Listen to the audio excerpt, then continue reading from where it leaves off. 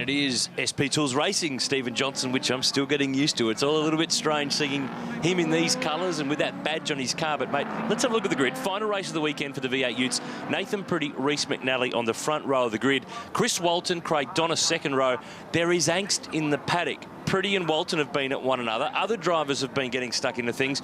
They've been away for 10 weeks, but they're making up for it. There's been some very big discussions in the paddock. Yeah, there has, and that first race that we saw this morning was just unbelievable. There was carnage, there was pushing and shoving, and yeah, there's a very mixed emotion in the paddock at the moment. There was a race earlier on in the day, and Reece McNally won that race. It was a reverse grid race, so Nathan Pretty goes to pole after a couple of strong performances over the course of the two races so far. He and Chris Walton got together yesterday, prompting Pretty to say he's had the same problem all year with stewards for running off the road. We're trying to clean up the category. Only way to clean it up is to get rid of that idiot. Tell us what you really think, Nath. Well, I wouldn't say they got together. They got together on numerous occasions. They did, and Walton is a charger. He's on the second row of the grid in that multicoloured Ford on the inside of row 2. Nathan Pretty has the chance here to earn some ground in the championship because Roll Harris, the points leader, a couple of rows back on the grid in car number 1, is under investigation at the end of this race for something that occurred earlier in the day. So we'll wait and see what unfolds there. But to say that there's a level of angst is an understatement. 12 laps ahead, Nathan Pretty and Reece McNally in the Stratco Commodore on the front row of the grid. And the Commodores generally here have been really good, but you can see on the points there, Pretty is eating into the margin of Roll Harris. Yeah, he's definitely getting closer and closer by the race. Here we go, the green flags up at the back. They are ready to go. 35 points the margin, 35 points for a race win, funnily enough, in this race, and indeed in all the races in the V8 Ute Series. It's round 5 of 8 in the championship. Away we go. Reece McNally has made the best jump. Craig Donnis has got running in the Thirsty Camel Commodore as they run down to turn 1. It's combined points from the first two races. It's on. It's on. Andrew Fisher getting whacked before he even gets to turn 1. Oh, no. McNally off the road from the front row of the grid. He's gone bush bashing, and Nathan Pretty to the lead. Dontis next. Elliot Barber's trying to charge his way through on Chris Walton. Now, the winner of yesterday's race that we brought you, Ryan Hansford, failed to finish earlier today, hence why he's starting in the middle of the pack.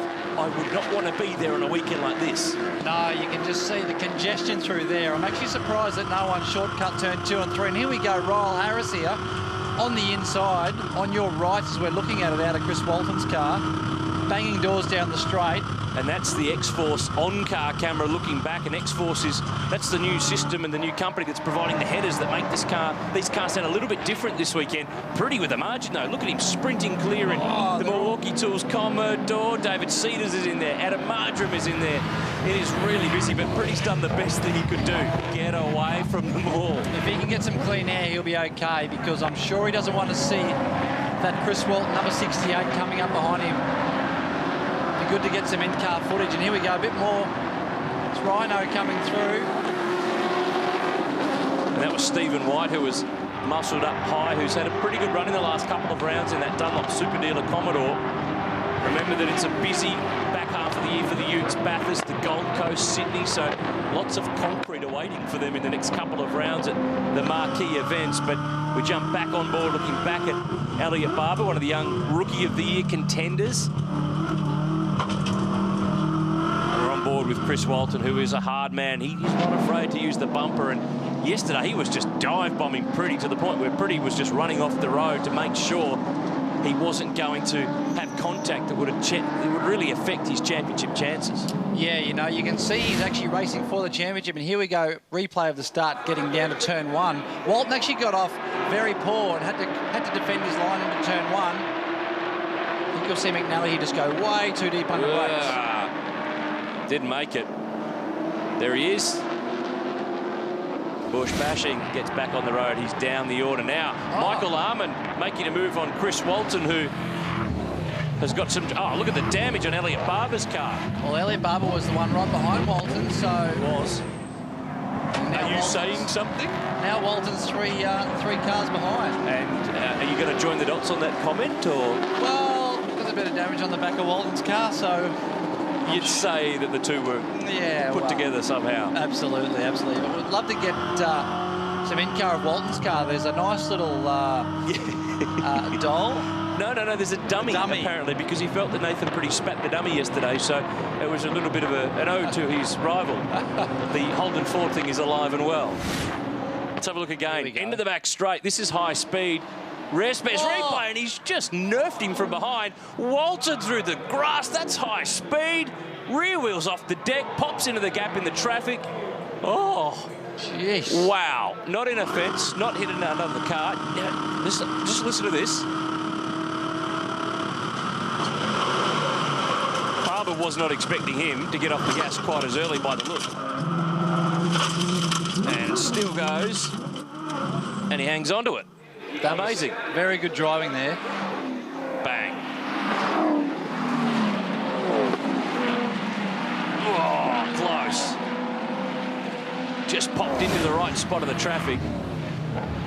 I reckon the stewards' room will be busy. In fact, we talked about Ryle Harris being dealt with after this race for something from race 2. Jesse Dixon also will, because he and Jeremy Gray, I think, nearly ended up in something of a punch-on after race 2 earlier in the day.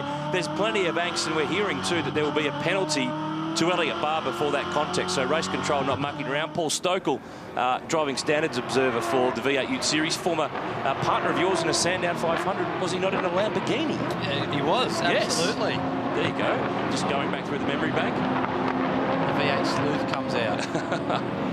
Have a look at Nathan Pretty, though. 2.2 seconds clear. Barber, that's a shame, because he's the fastest man on the road last time around. So he's got a pacey car, but I don't think he's going to be allowed to use it. Kim Jane here looking back from Adam Marjoram, and Reece McNally trying to make up for that turn 1 mistake. Vogue Financial on board looking back as they fire onto this back straight. And just quickly, how are things looking with the number 9 Merc? You and Maro Engel seem to have fit together quite well. 13th Sandown 500 for you today. Yep. I'm hoping that's not an unlucky number.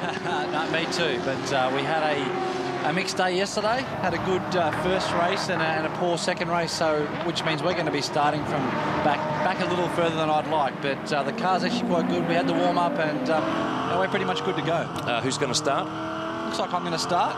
Hello, welcome back. Yeah, thanks. 2 race starts in 1 weekend. Yeah, you won't know yourself. Have a look at this. Auto 1 on board from Craig Donis, looking back at Elliott Barber. Donis has had a really good weekend. He was second in the race earlier on in the day. He's part of the contenders for the Shannon Supercar Showdown this year, which is being done with Ford Performance Racing, and a race in the Dunlop Series is on the line for the winner of that show this year. So he is right there and among it. He's got lots of experience to draw on. He has to be one of the favourites for that competition. But I'll tell you what, you really earn your money in this Ute Series, and it's been no different this weekend. There's fights up and down the pack. That's David Cedars and Adam Marjoram, tail end of the top 10, and we haven't seen from Cedars the sort of speed that we normally do. He's normally top 2 or 3, and just as I say that, he runs off the road. We just pulled that pass off too on Marjoram, so under brakes into turn 1. Now that he's got a bit of clear air, see if he can get onto the back of Fisher, who's just in front of him, about 4 or 5 car lengths.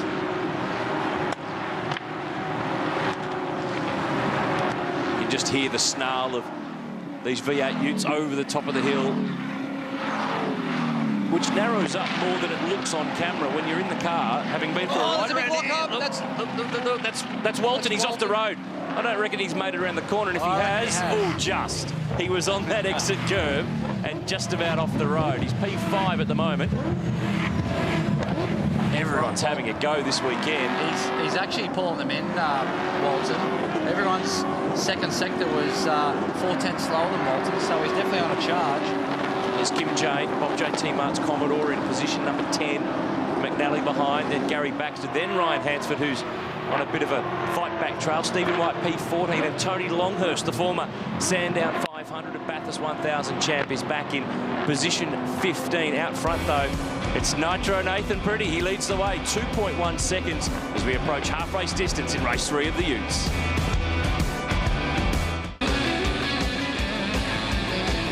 We're now in the second half of the final race of the weekend for the Auto 1 V8 Utes, and this is Stephen White putting a move on race 1 winner Ryan Hansford down at turn 1. He makes it through to position 11, or does he? Hansford will go on with it. And Stevie Johnson, this has been par for the course. In fact, that's probably the cleanest move we've seen all weekend. Yeah, you're not wrong. It's they just Stephen White just right out on the curb sideways and kept his boot into it. You'll find that Hansford's got a little bit of a run on him. He squeezed him a bit. This is going to be interesting coming up into turn 6. But they've just... it's the last race. disengaged brain in some instances. This is close. Hansford's not going to lift. Round the outside. Whoa. That was good. I didn't think he was going to do that. He probably didn't either. You could just hear the squeal of the tyre there. Everything was on the limit. He was sideways. Stephen White, to his credit, did a good job to give him enough room to back out of that, because that could have turned into 2 cars hard into the fence. This is Rare Spares replay while we're in the break. Adam Marjoram just shoves it up the inside of David Cedars, and it's damaged the number 5 Commodore to the point where it was crabbing down the road. This is the replay on board. Cheeky. Yeah, that, to me, that move just wasn't on. He was way too hot into there. And now this is Elliot Barber going through on Craig Donis. That's for second, and Donis leaps over the grass. Now, the update on Elliot Barber, the penalty that will be applied there, we're hearing, is not just a pit lane penalty, but it's a 10-second hold in the lane. So that will drop him to the back. On board now with Craig Donis, Thirsty Camel Commodore, who's had a really good weekend. Ryle Harris, car number 1. Now we're looking at him. See, have a look at the bottom there of this in-car with Chris Walton. There's the dummy. You don't reckon? I think it's actually got NP written on it. Apparently it does. So a little bit of implication of dummy spitting yesterday. Oh, nice to see that it's alive and well in the Utes. You can just see how violent those inside curbs are. It just shakes everything in the car, shakes your mirror down. You've got to readjust your mirror. Oh, Donis has gone wide. Not the right side for Harris, but Smart pulled back in behind. They seem to be quicker here. Oh, he's made a meal of this one. He'll be able to defend here, but he'll be slow on the exit of the final corner. Uses that concrete verge on the outside curb. Barber has gone to the lane to serve this penalty. So now this becomes the fight for second place in the race. Pretty is clear. He's 5 seconds down the road, but it's on here between Donis, Harris, and we're on board with Chris Walton. Look at Dontis. He's going to cover that inside line. Harris, though. Oh, I thought he was going to have a go. He still will. Here's Barber taking that stop penalty. We're hearing now that it's a 20-second stop, so he's out. Harris is out through the grass. While these guys are warring, Michael Armand on debut is catching them. Hard to know where to look. Oh, they're both out. You can't use any more road than that. Now, Dontis has been very protective here, still with 3 laps to go. Slowing all this train of cars up, and Armand and Fisher are just hunting them down. And now, Armand now goes the long way on Chris Walton. That's the Hansford move. He's not quite clear just yet. Now he is. Does he stop it? Does he turn it? Tick, tick. Well done. Good move on Chris Walton too. Behind Walton now is Andrew Fisher in that Jesus number 9 Ford. Now he was going to do some touring car masters. Oh, now Dontis, he's run wide this time. Harris has got him. He gives him a tap on the way through. I was about to make the point that Fisher did a little bit of touring car masters recently, but it didn't go too well in Tirana. He's back in his Falcon this weekend. Harris is slow onto the straight, and he knows it, so he's going to park it on the inside line and make Dontis go the long way. I think Harris here, he's quite a smart driver. Last year's champ, as you can see the number 1 on the door there. Got the inside line. Doesn't matter what you do, as long as you got the inside, you've got the corner. He did a good job there. Margin to Nathan Pretty's out to 6.3 seconds. That really proves how when guys are fighting versus someone driving by themselves, how much it slows these guys all down. They're not afraid to use this concrete verge. That concrete wall on the exit there was added last year. Normally it was just the guardrail there on the exit, so it just shortens the amount of runoff that they've got there. It's not the first time you've seen a number plate hanging off the front of Chris Walton's car. I was about to make the point, but you beat me to it. Now I think you're going to see Ryle Harris. Now here's Nathan Pretty, cleared out, absolutely streets ahead, 5.5 seconds in the lead and doing it easy. And second split was a second slower than these guys here, so you can just tell he's just backed it off to make sure he can get to the end. Ryle Harris isn't going to make that margin up in 2 laps, or lap and a quarter really. He'd need that Milwaukee Commodore to be off the road somewhere to get that sort of ground back. So Nathan's on target for a race win and for a round win and to earn a couple of points. Remember, it's 35 for a win in the Utes in each race, but it's 33 for second. So with Ryle being right up there, he won't trade away too much time, but there's still a long way to go in the Auto 1 V8 Ute Series for this season. There's Pretty, there's the margin. 1 to go at Sandown, and that's a handy, healthy margin. and his car looks like it rolled out of the truck. Yep. Absolutely perfect. And that's a testament to what you can do. If you can get up the front, get a good start, get clear, let everybody else fight behind you, it's going to make your life a lot easier. Chris Rolton here, he's on a charge. Using the curbs. Final lap. We'll see the Utes next in 4 weeks' time when we go to the Super Cheap Auto Bathurst 1000. They're a really critical, important and long-serving category as part of the big one at Mount Panorama. Back on board the X-Force in-car with Chris Walton. And if he's had a dummy for this weekend, I wonder what he'll have for the in-car dashboard when we get there. Maybe one of those little bobbly heads. A Nathan bobblehead, maybe. Donis has done a great job. He's actually looked a little vulnerable in this race. Here we go. Inside, running in deep, what do you reckon? Plenty of turns. I don't reckon anyone's close enough. Maybe they've run out of puff. Oh, I don't reckon Armin's home yet. Walton is zeroing in, but Nathan Pretty, great job. This will bring him right into championship contention. 4 race wins so far this year. Chalk it up, make it 5. Nitro Nathan, final turn, will make it to the line and comfortable margin. He picks up race 3 in round 5 at Sandown here in Melbourne. Ryle Harris, though, keeps his championship lead. He's home in 2nd. Donis is 3rd.